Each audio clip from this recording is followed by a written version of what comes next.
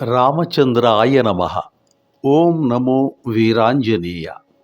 మన దేవాలయం ఛానల్లో మనము వాల్మీకి రామాయణములోని సుందరకాండను శ్రవణం చేస్తున్నాము. ఇప్పటి వరకు 31 ఎపిసోడ్లు మనం విన్నాము. ఇప్పుడు 32వ ఎపిసోడ్కు స్వాగతం. అలా 7 మంత్రిసుతులు హనుమ చేతిలో హతులైన తరువాత రావణాసురుడు మేకపోతు గాంభీర్యంతో 5 ప్రముఖ సేనానాయకులను మళ్ళీ యుద్ధానికి పంపాడు. ఎవరండి ఈ 5 ప్రముఖ సేనానాయకులు? ఒకడు విరూపాక్షుడు, రెండవవాడు యూపాక్షుడు, మూడవవాడు దుర్ధరుడు, 4 ప్రఘసుడు, 5వవాడు భాసకర్ణుడు. ఈ 5 యుద్ధానికి పంపుతూ రావణాసురుడు ఇలా అన్నాడు: శత్రువు మామూలు కోతి కానే కాదు, ఇంద్రుడు సృష్టించిన మహాప్రాణి. మీ సహకారంతో ఇదివరలో నాగయక్ష గంధర్వులను జయించాను. వారంతా కలిసి ఇప్పుడు అతనితో ఉన్నారు.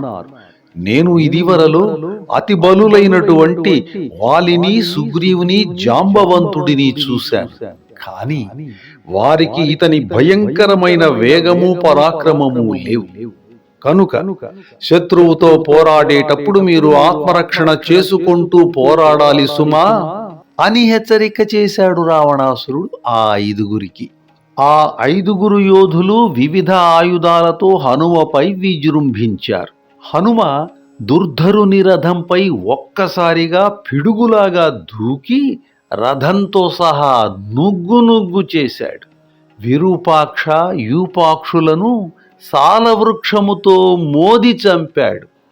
చూడండి, విరూపాక్ష, యూపాక్ష వాళ్ళ పేర్లు కదా. వాళ్ళని దేంతో కొట్టాట? సాలవృక్షంతో కొట్టాట. ఇక్కడ ప్రాస కోసమేనా అన్నాడా? విరూపాక్ష అంటే అర్థం ఏంటంటే వికృతమైనటువంటి కన్నులు కలవాడు, రూపము విరూపము.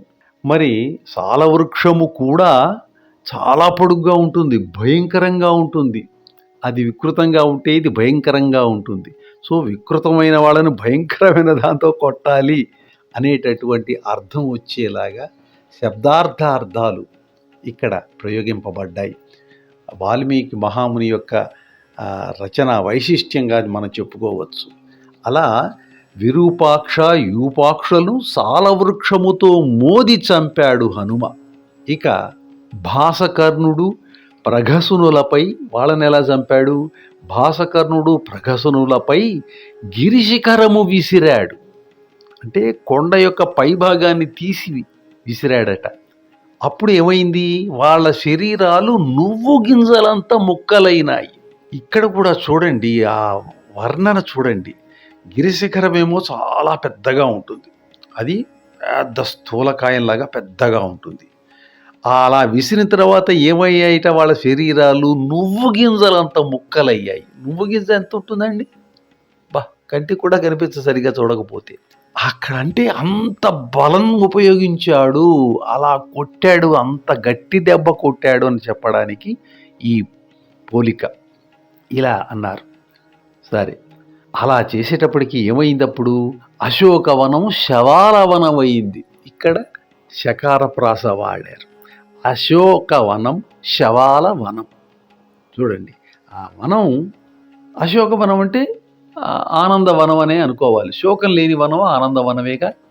హాయిగా ఉన్నది, చక్కగా ఉన్నటువంటి వనం వీళ్ళ సావుతో వీళ్ళ శవాలు వచ్చేసాయి కదా, వీళ్ళ సావు వల్ల శవాల వనం అయిందిట. ఇది రచనా చమత్కృతి, రచనా శిల్పం. సరే, తరువాత యుద్ధంలోకి రావణుని పెద్ద కుమారుడైనటువంటి అక్షయ కుమారుడు ప్రవేశించాడు. అతడు తండ్రి అంతటి బల సంపన్నుడు. ఇతని ధాటికి ఒకప్పుడు ఇంద్రకుమారుడు జయంతుడు పారిపోయి సముద్రంలో దాక్కున్నాడు. అబ్బా, అంత బలపరాక్రమవంతుడన్నమాట అక్షయ కుమారుడు. అవును, వాలికి రావణునికి భార్యలను, ఆస్తులను మార్చుకునే ఒప్పందం ఉండేది. ఈ విషయం వాల్మీకి రామాయణంలో ఉంది. అయితే దీనికి సంబంధించిన మరికొన్ని విషయాలు వాల్మీకి రామాయణంలో లేవు. అంటే ఇతర రామాయణంలో ఉన్నాయి. ఆ ఇతర రామాయణాలలో ఉన్న విషయాలు ఏంటంటే, ఆ ఒప్పంద కాలంలో అక్కడ అంగదుడు, ఇక్కడ అక్షయుడు పుట్టారట.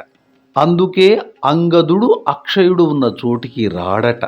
కాబట్టి హనుమ ముందుగా అక్షయుడిని తప్పించాడని అంటారు. ఇవన్నీ వాల్మీకి తన రామాయణంలో పేర్కొనలేదు. ఎందుకంటే ఆయనకు ఇటువంటి విషయాలను గ్రహించడం ఇష్టం ఉండదు. కాబట్టే ఆయన రాయలేదు. అది ఆ విషయాలను పక్కన పెడితే తరువాత కథలో ఏమైంది అంటే, చతురంగ బలాలతో అక్షయుడు హనుమను బాణాలతో తీవ్రంగా పీడించాడు. అతని యుద్ధ నైపుణ్యం చూసి హనుమ ప్రశంసించకుండా ఉండలేకపోయాడు. బాలుడని ఉపేక్షించాడు.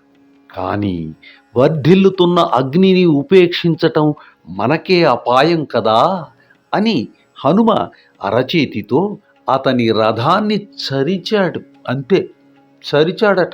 అంటే అలా ఓ చిన్న దెబ్బేసినట్టు. ఆ దెబ్బకి రథం, గుర్రాలు ఆకాశం నుంచి భూమిపై పడి ముక్కలైపోయాయి. అబ్బబ్బబ్బబ్బా, అది కదా హనుమ దెబ్బ.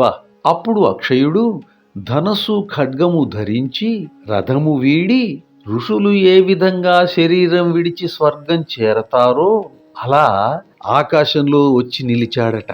హనుమ అతని బాణాలు తప్పించుకుంటూ వేగంగా అతని పాదాలు ఒడిసి పట్టి గిర్రగిర్రగిర్ర తిప్పి నేలకేసి కొట్టాడు. అంతే, అక్షయుడు క్షయమైపోయాడు. హనుమ విజృంభణను సకల ప్రాణులు, దేవతలు ఆశ్చర్యంతో చూశారు. చూడరా మరి, ఏమి ఆ శక్తి, ఏమి ఆ బలము, ఏమి ఆ భక్తి!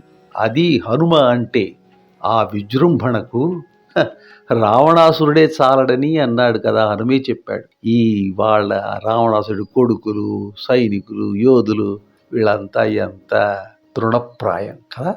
అది హనుమ బలం. వీరాంజనేయుడు, అటువంటి వీరాంజనేయుడి యొక్క సుందర కాండను మనము శ్రవణం చేస్తున్నాము.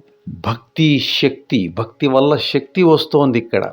హనుమకి శక్తి అంతా రామభక్తి వల్లని, అంటే దైవభక్తి వలనని. దైవభక్తి ఎంతటి శక్తినిస్తుందో మనకు సుందరకాండ చదివితే తెలుస్తుంది. మనము శక్తియుక్తులము కావాలి అంటే భక్తిని పెంపొందించుకోవాలి అనేటటువంటి విషయాన్ని మనము సుందరకాండ ద్వారా గ్రహించాలి. అందుకే దాని పారాయణ చేస్తే మనకు పరోక్షంగానైనా కాస్త ఉత్తేజం కలుగుతుంది.